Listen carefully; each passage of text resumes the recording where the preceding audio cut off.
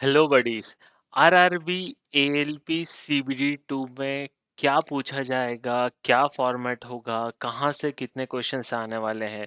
क्योंकि अल्टीमेट हमारा टारगेट ये है जो आपको स्क्रीन पे दिख रहा है। हमको फाइनली एक ऑफर लेटर चाहिए, रेलवे रिक्रूटमेंट बोर्ड से एक अच्छी सी जॉब चाहिए। तो आपका सीबीटी 1 क्लियर हो चुका है, सीबीटी 2 का एग्जाम डिक्लेयर हो चुका है जो कि आपका मार्च में होने वाला है।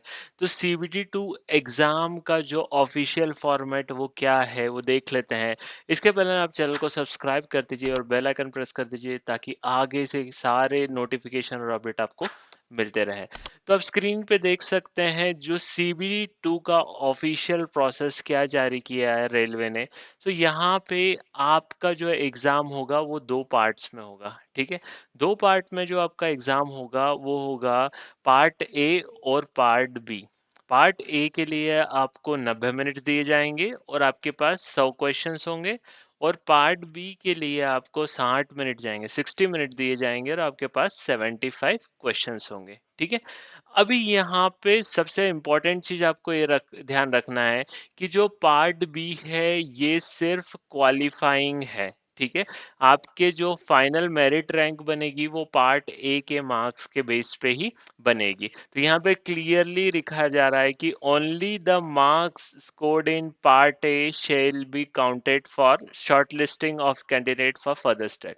तो सिर्फ पार्ट ए के नंबर ही आपकी मेरिट लिस्ट डिसाइड करेगा और आपके आगे रिक्रूटमेंट जो भी आपकी मेरिट लिस्ट में आपका नाम आएगा, आपको ऑफर लेटर उसके हिसाब से दिया जाएगा, आपको मेडिकल और डॉक्यूमेंट वेरिफिकेशन के लिए उसी हिसाब से आपको बुलाया जाएगा। तो पार्ट बी हमको उतना ही करना है जितना क्वालिफाइंग है।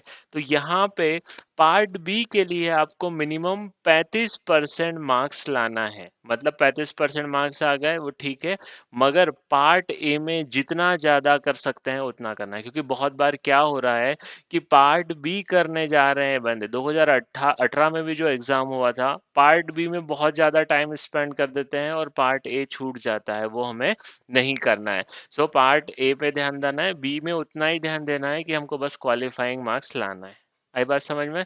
यहाँ पे एक और चीज बहुत इंपॉर्टेंट, आपका जो 1/3 मार्क्स है वो आपका नेगेटिव मार्किंग होगा। तो यहाँ पे यदि तुक्का लगा रहे हैं, गैसिंग कर रहे हैं, वो बहुत ध्यान से करना है क्योंकि आपको 1/3 मार्क यहाँ पे नेगेटिव मार्किंग हो जाएगा, ठीक है।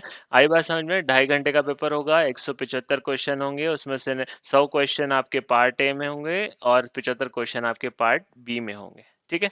अभी हम देख लेते हैं कि आपका पार्ट ए में क्या क्या पूछा जाएगा, पार्ट बी में क्या क्या पूछा जाएगा। क्योंकि 2018 में जब एग्जाम दिया था, मैंने भी इस एग्जाम में अपेयर किया था, क्वालिफाई किया था और यहाँ से मैंने ऑफर लेटर लिया था बाद। आपका यहाँ पे पार्ट ए का जो सिलेबस होगा उसमें मैथमेटिक्स, गणित के question, general intelligence and reasoning and basic science and engineering, इन तीन पार्ट्स के क्वेश्चंस आपके पार्ट ए में आएंगे। इन तीन सब्जेक्ट्स से मैथमेटिक्स, जनरल इंटेलिजेंस, रीजनिंग और बेसिक साइंस एंड इंजीनियरिंग।